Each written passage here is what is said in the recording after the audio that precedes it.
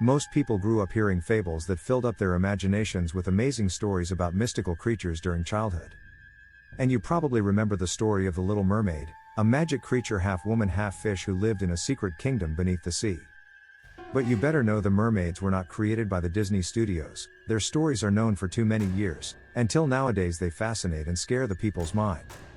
The point is, what if that's not only a fable but it exists in the real world? Let's put a doubt in your head with the most intriguing reports made by people who recorded alleged apparitions of mermaids around the world.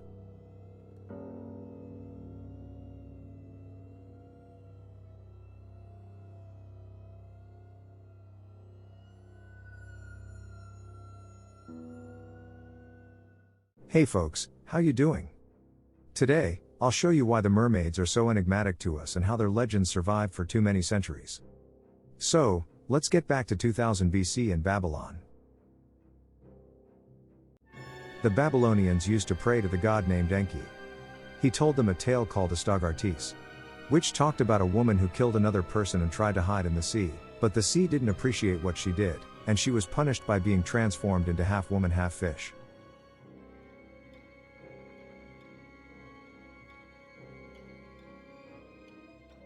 Even 2,000 years later, in the 1st century AD, the people were producing content about these creatures. A good example was Pliny the Elder, a Roman author who wrote some stories about the mermaids, commonly called water nymphs by the Roman people. And for the third example, we go to a Scotch myth called Seask. This is the name given to the mermaids as we know. This myth says that these creatures are too beautiful and use this beauty to call men's attention. They sing to seduce them and then kill them drowned. I don't know how or why, but many years later someone found out that to kill a mermaid you have to sing better than her or take her head off. Not only bad stories about these creatures were made, but many others also talked about mermaids who helped sailors to find out hidden treasures over the seas, find their way back home, and even some stories telling they married men and had children with them. At this point, you must be thinking something like, what kind of children came from this couple? Little aqua boys? Well, hard question, maybe yes, maybe no, who knows?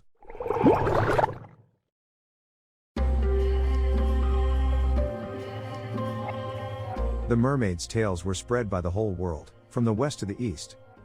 In Russia, they were called rusalkas, and in China, reports are talking about mermaids from 4 BC. Even the English pirate Edward Teach, known as Blackbeard, knew the mermaids were dangerous and used to avoid passing through places where he could find them. And finally, coming to America, we've got an important report made by the navigator and explorer Christopher Columbus, talking about one day when he was shipping toward the Caribbean and he saw 2 women jumping off the water in the middle sea. And still talking about mermaid sightings, more recently, in 2013, 2 friends were walking around an Israeli beach in the city of Kiryat Yam, when they saw a mermaid laid down on a rock, but this time they could record on video the exact moment she jumped in the water. That video has gone viral. But days after they have posted on the internet, the netizens easily found out that was a fake montage. The reason why those guys made that montage was simple. A lot of residents reported seeing a mermaid. Then the mayor had a great idea to bring tourists to the city. He decided to offer $1 million to whom brought unshakable proof of her existence. That mayor was a genius. Yeah! This attitude lured a lot of tourists to the city, but even though nobody found anything. So, if you want to be a millionaire, go to Israel to look for the mermaids. But if you look at it with attention, you'll realize that all of these stories shown so far have one thing in common. They are just stories and nothing more. What about seeing some real stories about mermaids? Before we start, I ask you to please push the like button, and if you want more content from this channel, be sure to subscribe, and hit the notification bell. Well, let me stop talking, and let's go ahead. Located in the South Pacific, in 1842, the Fiji Islands brought to the world an incredible found. A real mermaid. That creature was composed of a torso and head of a monkey and half body of a fish. Soonly, she called a lot of attention, even from people out of the country like the famous American showman called Phineas Taylor Barnum, who asked his associate in England, Levi Lyman, to go to see with his own eyes the supposed mermaid's body found. After seeing the creature, Levi decided to take it to the United States to be shown at the museum which Barnum owned in New York, the Barnum's American Museum. But let's think for a minute, Has nobody asked for analysis to prove and confirm that was a real mermaid and not a fake? The answer is, yes. But it took too many years to question the truth about the creature, and in 1865 the museum burned down, apparently caused by a broken gas line in a neighboring restaurant.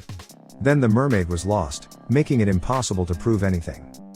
After that, a lot of this kind of mermaid was exposed in many places around the world, and when it was finally studied by scientists, they confirmed those creatures were just a mix of monkeys with the lower body of a fish, which meant they were not real mermaids, but two animals mummified and sewn each other. That became just one more hoax created to take the people's money. North America counts with another story well known about mermaids. This one comes from the British Columbia in Canada. It was June 1967, and a ferry was passing by Main Island. Suddenly a few passengers saw a woman sitting down on the rocks, but instead of legs she had a tail. According to the witnesses, she was topless, had long silver blonde hair, and looked to be enjoying the wake of the ferry washing over her. That story got so big that even the Times Colonist, a traditional newspaper in Western Canada, searched for evidence about the supposed mermaid. Many of the witnesses who saw her were interviewed, and they found one of them who caught a pic of the mermaid. That was the evidence they needed. A few days later they published the story in their newspaper, then a big stir was made around that region.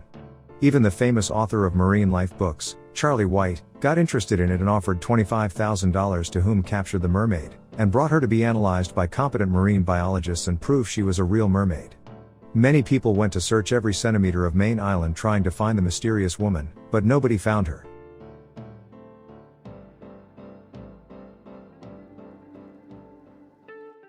A video that went viral in 2004 showed some supposed dead bodies of mermaids after a tsunami hit Indonesia. And even the internet not being as common as it is today, the video generated massive repercussions around the world. But if you paid attention to the last story we saw earlier, the truth behind these found creatures is quite easy to unravel. Anyway, let's make it clear to all of you folks. The mermaids found were sculptures and mummified creatures made up of monkeys and fishes, just like the Fiji mermaid we talked about. But the question to be answered here is, how did they get in the middle of a tsunami? Was that a prank? Or what? The truth is, this kind of mermaid is traditionally made by the Japanese and the Indians for too many years, and they throw them into the sea as an offering to their gods. Now we got a different story about mermaids found in Zimbabwe. This case happened in the city of Mutare in 2012, and there are no photos, videos, or even a weird creature to prove this story, just the witness from the employees of the government. While an essential water reservoir was being built, many employees made scared relates of mermaids hounding them away. In the beginning, the government affirmed that was just a folklore tale very common in that country. Even after all the employees confirmed the mermaid sightings, no measures were taken.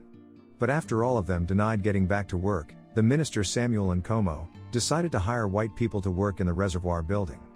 According to his words, "We thought our boys didn't want to work, so we decided to hire white people for this job." Hey, wait a minute. Is that what you think, sir? It sounds like their skin color is the problem. I don't think so, but let's go ahead and see what happened next. After some days with the new white guys working in the reservoir, they didn't get back to work affirming the same. Mermaids were hounding them away. Then, the great stir already established in that country grew up a lot, and the government finally accepted the problem with the mermaids could be real. It's important to tell you guys that in Zimbabwe, the folklore and religion are too strong, and they believe the mermaids are devils responsible for kidnappings, torture, and murders of men. A not reasonable, but very known story in Zimbabwe comes from a man called Justice Manyanga. He claims to know the other side, having spent time there. Mr. Manyanga declared he was taken for a mermaid to the place they live, and once they took him there, he lived like them, ate what they ate, and on the first day a rotten fish was given to him, and he should eat it without showing any sign of disgusting or they wouldn't be happy and would kill him. He went further and said that under their tutelage at mermaid school, he became a traditional healer. I know it sounds a far-fetched story, folks, but there's more. The government even declared the only way to solve the problem was to brew traditional beers and carry out any rites to appease the spirits. That is blasphemous! They recognized the reservoir was very important to provide the water that Zimbabwean people needed, but could not do so until the rituals are performed. Yeah, that's what they said. It sounds weird again, but that is what they believed in. What a year was in 2012, folks. Here we go again in another crazy story about mermaids. Their stories resound over the centuries as we saw in this video, and how could they not be explored by the TV producers? This time we'll talk about a documentary cast by the Animal Planet channel that year. Well, they saw a profitable opportunity and decided to produce a documentary called Mermaids, The Body Found. The scenes could let the people clearly confused because they used all kinds of stuff, like videos and images showing a lot of mermaids, to prove their existence. These images would surely be analyzed, but that was not a fisherman telling the story, that was a documentary cast by a respected worldwide known TV program. But even though those images weren't real mermaids, when asked, the director said he decided to hire actresses and dress them like mermaids to get the documentary more interesting. The question is, do you think they left this clear for the public? No. They left the people to believe there were real mermaids in the images caught by them. That documentary made a big success, and in the next year, they made a second documentary called Mermaids, The New Evidence. But this attitude created a problem. Based on the documentary, the people thought the mermaids were real and started to spread the lie even more. Sometime later they had to come up to the public and clarify that those mermaids were just actresses. And, believe it or not, they even declared the stories were based on fishermen's tales.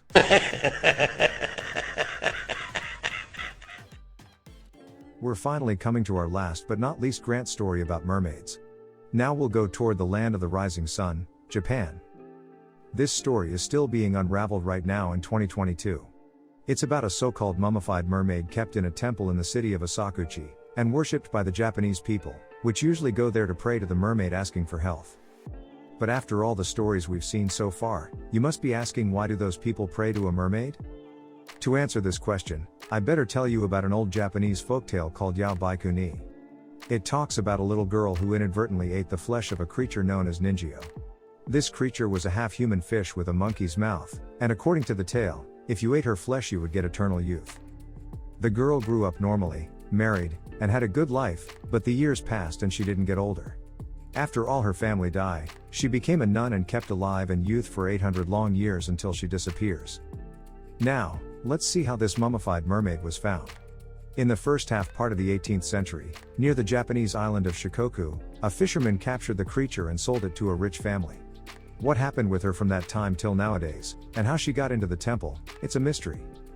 And recently, during the pandemic, a lot of people went to the temple looking for its help to pass through that period. At the beginning of the current year, the about 300 years aged creature was finally taken to be thoroughly studied by a team of scientists from the Kurashiki University of Science and the Arts. Well, while the results of the studies are not officially out, there's nothing we can do. But let me know what you guys think about it. Is this the very first real mermaid found by humanity? Or it's just one more weird animal mix made by some smartass around there? Leave your comment down below and let me know your opinion. This is all folks, thanks for watching, and I see you in the next video.